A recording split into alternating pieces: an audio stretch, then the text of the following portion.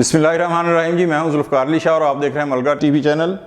हस्बे रिवायत सबसे पहले आपसे एक रिक्वेस्ट है, जो नए देखने वाले हों हमारे चैनल को सब्सक्राइब कर दें और बेल आइकन के बटन को दबा दें ताकि नई आने वाली वीडियोस जो हैं वो आप तक बर वक्त पहुँच सकें। और अगर ये वीडियो अच्छी लगे तो इसे लाइक कर दें और शेयर कर दें ताकि दोस्तों तक भी ये वीडियोज़ पहुँच सकें। आज का हमारे वीला का मौजू है कि भुट्टो साहब के ऊपर जो केस बना था जिसके तहत 1979 में उन्हें सज़ाए मौत सुनाई गई और फिर उसके बाद उन्हें तख्तादार पर लटका दिया गया। उस केस को कभी भी किसी अदालत में नज़ीर के तौर पर पेश नहीं किया गया, दलील के तौर पर पेश नहीं किया गया और ना ही कोई मिसाल बना के उसे कहीं कोर्ट किया जाता है।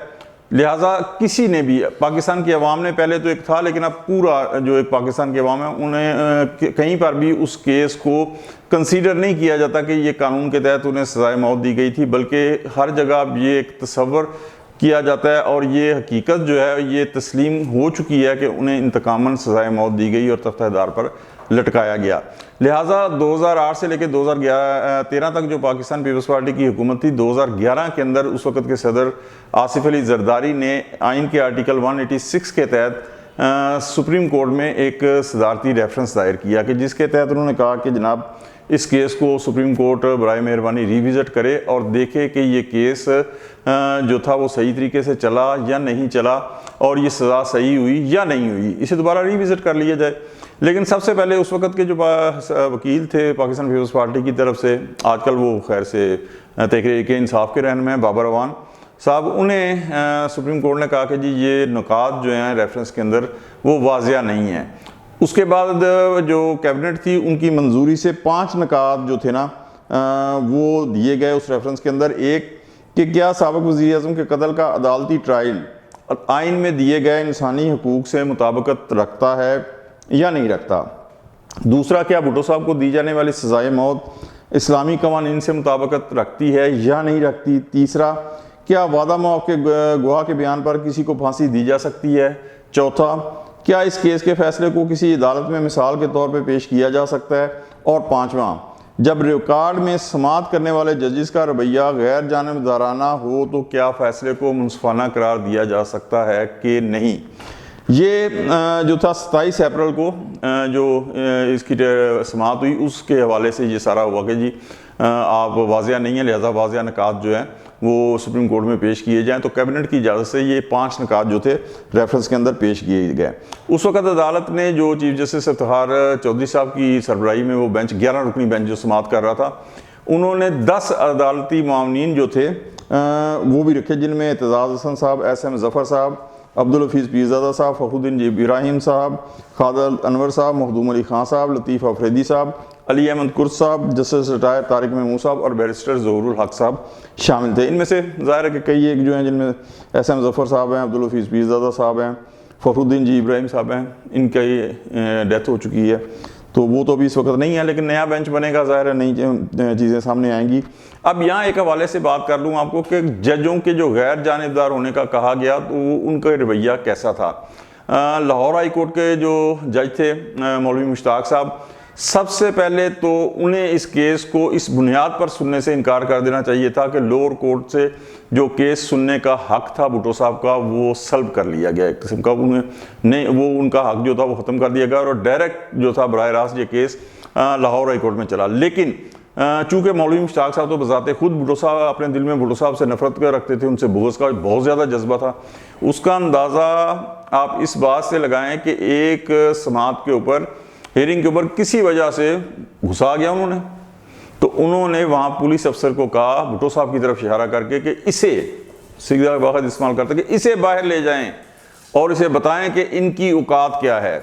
यानी अब क्या आप यहाँ कहें कि क्या पिद्दी और क्या पिद्दी का शोरबा कि मौलवी मुश्ताक की क्या औकात थी कि वो भुट्टो साहब को कहे कि किसी पुलिस ऑफिसर को इन्हें इनकी औकात याद दिलाएं। आज तो जो मौलवी मुश्ताक साहब के बहुत से जनरल ज़िया साहब, उनका नाम लेवा कोई नहीं है, लेकिन भुट्टो साहब के चाहने वाले करोड़ों की तादाद में जो हैं वो आज भी मौजूद हैं। तो ये मौलवी मुश्ताक साहब का जो था ये एक रवैया था। और फिर इबरत देखें कि अल्लाह ताला की ज़ात माफ़ फरमाए कि उनका जनाजा जब हुआ है तो शहद की मक्खियों ने उनके जनाजे पर हमला किया और जो अवाम थी वो छोड़ कर उनके जनाजे को مسجد ادھر ادھر بھاگی ہے جان بچانے کے لیے. تو یہ قدرت کا انتقام کہہ لیں, قدرت کا عبرت کا مقام کہہ لیں, یا جو مرضی آپ کہہ لیں, میں اس حوالے سے کچھ نہیں کہنا چاہتا, لیکن بہرحال یہ ہوا. دوسرا, اسی بینچ کے جو 7 رکنی بینچ جو تھا جس نے بھٹو صاحب کے سزائے موت سنائی تھی, اس بینچ کے سب سے جو جونیئر رکن تھے نسیم حسن شاہ صاحب, انہوں نے مشہور صحافی جو افتخار احمد صاحب ہیں, ایک ٹی وی انٹرویو کے دوران اس بات کا اعتراف کیا کہ ہاں ہم پر اس وقت جو تھا ضیاء گورنمنٹ کا حکومت کا پریشر تھا انہیں سزا دینے کے لیے. تو جب یہ اعتراف کر لیا اس بینچ کے ایک رکن نے بھی, مولوی مشتاق کا جو کہ رویہ تھا اس سے بھی پتہ چل گیا, تو پھر اس کے بعد اگر کوئی کہے کہ یہ سزا منصفانہ تھی یا آئین اور قانون کے عین مطابق تھی اور ان کو تقاضوں کو پورا کرتی تھی, تو میں نہیں سمجھتا کہ یہ بات درست ہوگی. اور یہی وجہ ہے کہ اس فیصلے کو آج تک کسی نے تسلیم نہیں کیا اور نانظیر کے طور پر کسی عدالت میں اس کو پیش کیا گیا ہے. یہاں پر ایک اور آپ کو انتہائی حیرت انگیز اور جسے کہتے ہیں پرسرار واقعہ اس طرح میں آپ کو بتاتا جاؤں, اور یہ واقعہ فرزند اقبال جو ہیں جاوید اقبال صاحب, انہوں نے حامد میر صاحب کے پروگرام میں بھی کہا اور کئی اور دیگر جو پروگرام ہے ٹی وی ٹاک شوز اس کے اندر بھی بتایا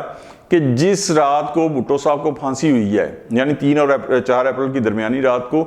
عین اس وقت کے جب بھٹو صاحب کو پھانسی پر لٹکایا گیا,